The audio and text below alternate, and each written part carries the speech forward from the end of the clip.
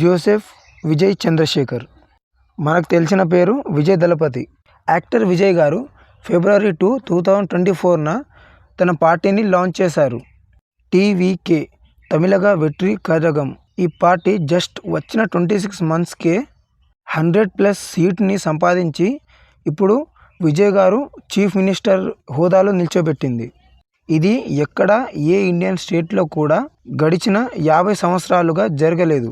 కానీ ఇప్పుడు అది తమిళనాడులో జరిగింది. కానీ మనం గమనించాల్సిన విషయం ఏంటంటే, ఒక ఫిల్మ్ యాక్టర్ జీరో పొలిటికల్ ఎక్స్పీరియన్స్తో అసలు ఎలా గెలిచారు? ఈయన గురించి ఇంకా డీటెయిల్గా తెలుసుకోవాలంటే మనం 1984లో వెళ్ళాలి. విజయ్ గారు మద్రాసులో జూన్ 22, 1974లో జన్మించారు. వీళ్ళ నాన్నగారు ఎస్ఏ చంద్రశేఖర్ గారు.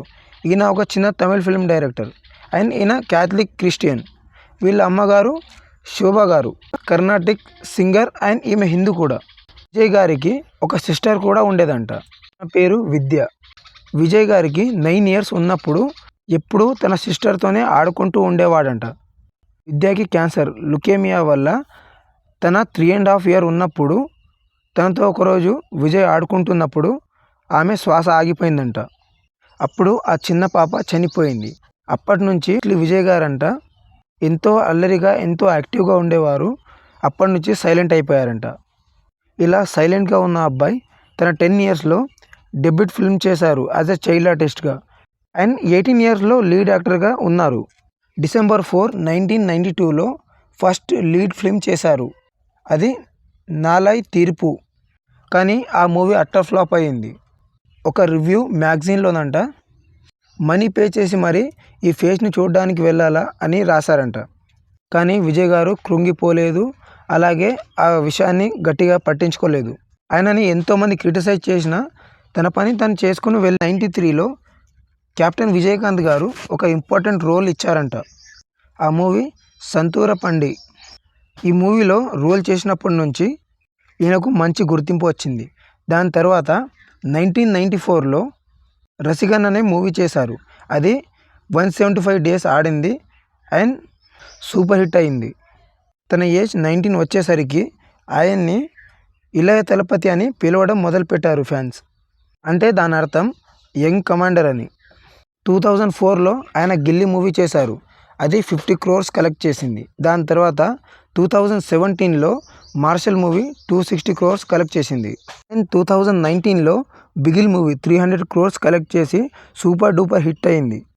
ఈ మూవీస్ హిట్ అయ్యాక 150 crore పర్ ఫిల్మ్కి ఛార్జ్ చేయడం ఈయన స్టార్ట్ చేశారు.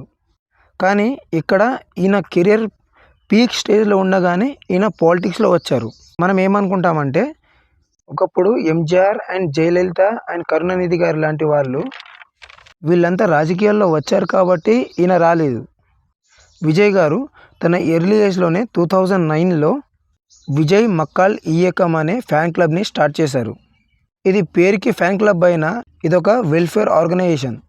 2021లో తమిళనాడులో 85,000కు పైగా ఈ ఫ్యాన్ క్లబ్స్ తయారయ్యాయంట. అండ్ ఈ ఫ్యాన్ క్లబ్స్ కూడా లోకల్ బాడీ ఎలక్షన్స్లో పాల్గొన్నాయంట. 169కి 115 సీట్స్ వచ్చాయంట. అండ్ ఫైనల్గా టీవీకే పార్టీ ఫిబ్రవరి 2, 2024లో ఎస్టాబ్లిష్ చేశారు. ఎస్టాబ్లిష్ చేసిన 26 మంత్స్లోనే డైరెక్ట్గా సీఎం అయిపోయారు. 2024లో టీవీకే ఫస్ట్ బిగ్ ర్యాలీ విక్రవాండిలో 6 lakh జనాలు వచ్చారంట. 27 సెప్టెంబర్ 2025లో కరూర్లో విజయ్ గారు క్యాంపెయినింగ్ ర్యాలీ స్టార్ట్ చేశారు. 3 o'clockకి విజయ్ వచ్చేది కానీ ఆయన 7 o'clockకి వచ్చారు. 5 hours లేట్ వచ్చారు. ఆ ర్యాలీలో కూడా 25,000 మంది గ్యాదర్ అయ్యారు. కానీ పోలీస్ వాళ్ళు 5,000 మందికే పర్మిషన్ ఇచ్చారంట. అండ్ అలాగే విజయ్ గారు 7 o'clockకి రాగానే తొక్కిసలాటలో 41 మంది చనిపోయారు. అండ్ ఆ రోజు చిన్నపిల్లలతో సహా కలిపి 100 మందికి పైగా గాయాలయ్యాయంట. అప్పుడు పోలీసులు ఎఫ్ఐఆర్ ఫైల్ చేశారు. ఈ విషయంలో సుప్రీంకోర్టు ఇన్వాల్వ్ అయ్యి డైరెక్ట్ ఈ సిబిఐకి కేసుని అప్పగించింది. జనవరి 2026న కరూర్ కేసులో 2 times సిబిఐ విజయ్ గారిని ఢిల్లీ పిలిచిందంట. 6 hours క్వశ్చన్స్ అడిగారంట.